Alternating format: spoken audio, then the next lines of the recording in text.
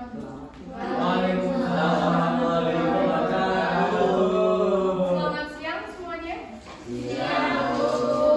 Bagaimana kabarnya hari ini? Sehat? Hari ini berangkat semua atau ada yang nggak berangkat? Berangkat semua, Bu. Pada kesempatan kali ini kita akan belajar mengenai sejarah kebudayaan Islam. Materi pada siang hari ini kita akan membahas mengenai Wali Songo. Tetapi kita hanya mengambil 3 tokoh Wali Songo, yaitu Sunan Kalijaga, Sunan Gunung Jati. betul. Nah, tujuan pembelajaran kita hari ini itu supaya kalian dapat mengetahui strategi dakwah dari masing-masing tokoh Wali Songo tersebut. Seperti itu ya. Yang pertama kita akan membahas tokoh Sunan Kalijaga memiliki nama asli siapa? Raden Kadir Sagid atau Sunan Kalijaga lahir di Demak, Jawa Tengah. Betul. Nah, Sunan Kalijaga ini dikenal sebagai wali yang bijaksana, kemudian juga kreatif dalam menyebarkan ajaran Islam dengan pendekatan yang penuh dengan kearifan lokal. Contohnya seperti apa? Pendekatan Sunan Kalijaga yang kalian ketahui. Wayang, betul. Lalu kemudian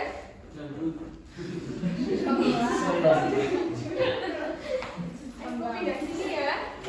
Ya. Terus apa lagi? Tembang ya.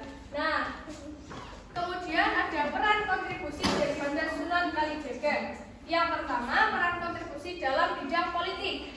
Dalam bidang politik, Sunan Kalijaga menjadi seorang penasehat kerajaan Demak. Betul. Nah, Sunan Kalijaga ini memiliki hubungan yang erat dengan berbagai kerajaan yang ada di Jawa. Ia berperan sebagai penasihat spiritual dan juga politik.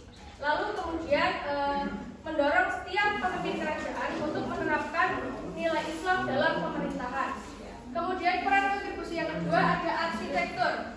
Coba dibacakan, Berita.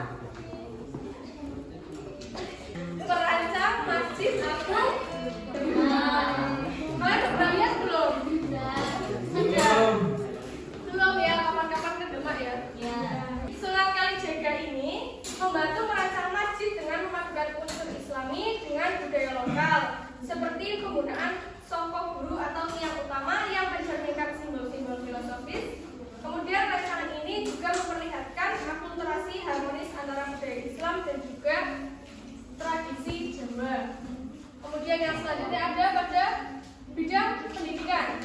Pada bidang pendidikan, Sunan Kalijaga aktif dalam mendidik masyarakat melalui budaya dan spiritual. Jadi pada peran kontribusi pendidikan itu Sunan Kalijaga mendirikan pesantren di Kadilangu, yaitu tempat kelahiran Sunan Kalijaga. Selanjutnya, kalau tadi metode dakwah kan sudah ada yang menyebutkan tadi apa? Wayang kulit dan juga tembang Jawa. Dan juga yang terakhir itu ada gamelan sebagai media syiarnya. Untuk warisan atau peninggalan dari Sunan Kalijaga ini bisa dilihat ya secara fisik. Untuk peninggalannya yaitu ada Masjid Kalibungu yang terletak pada yang berada di Demak. Kemudian yang non fisiknya itu ada toleransi budaya. Jadi kita sebagai umat Muslim juga harus toleransi dengan umat yang berbeda.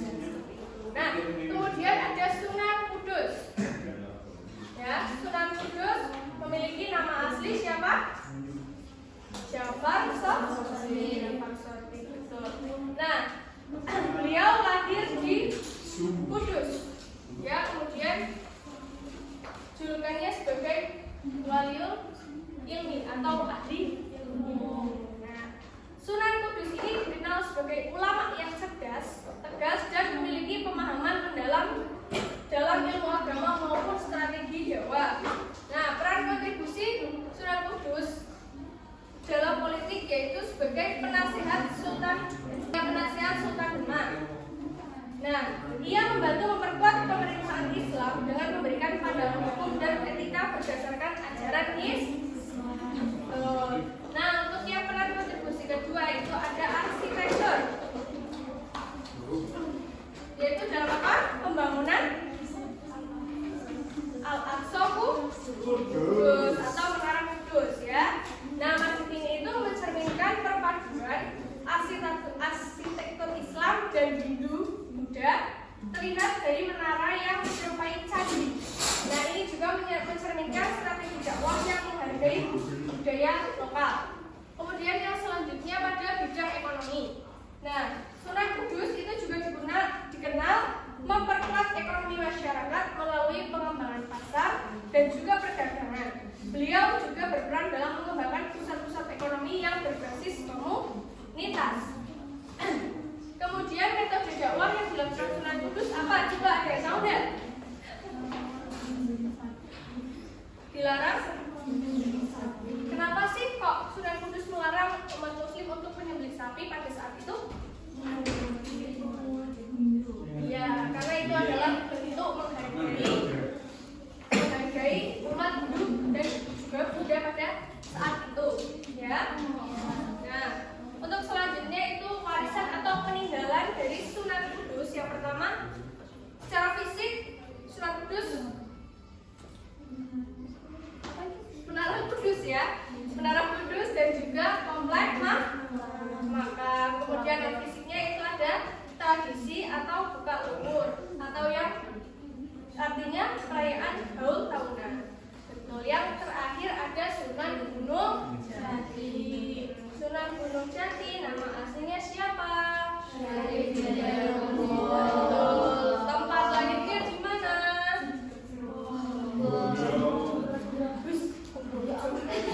Cirebon, Jawa Tengah, Jawa Barat, ya. Beliau ini adalah cucu Raja Pajajaran atau biasa disebut dengan Prabu Siliwangi. Betul sekali. Nah, kemudian peran kontribusi daripada Sunan Gunung Jati itu yang pertama ada apa? Penyebaran Islam di Jawa Barat. Nah, berdakwah dengan pendekatan budaya. Kemudian peran kontribusi dalam pendidikan. Dalam peran kontribusi pendidikan itu Sunan Gunung Jati mendirikan pesantren di Gunung Jati. Sunan Gunung Jati menyebarkan ajaran Islam itu secara sistematis di pesantren-pesantren yang ada pada zaman itu. Kemudian yang selanjutnya pada bidang militer. Pada bidang militer, dulu Sunan Gunung Jati itu memimpin perlawanan antara Portugis di Sunda Kelapa seperti itu. Nah, untuk warisan atau peninggalan dari Sunan Gunung Jati, untuk fisiknya itu ada Keraton Kesepuhan Cirebon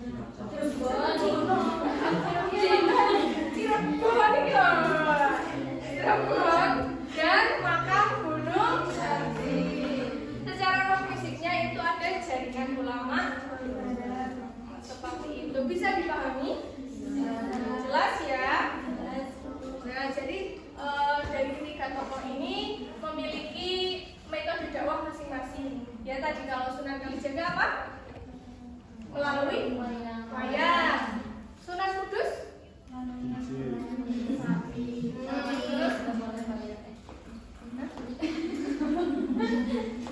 terus ini Sunan Kudus juga kan menggunakan metode pernikahan juga ya? Iya.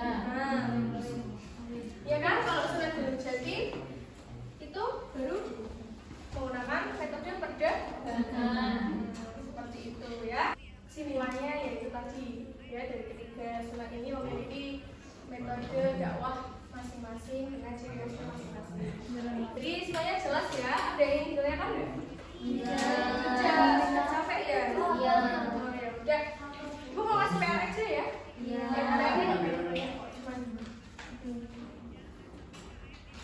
Dicatat ya. Apa yang akan terjadi jika para wali songo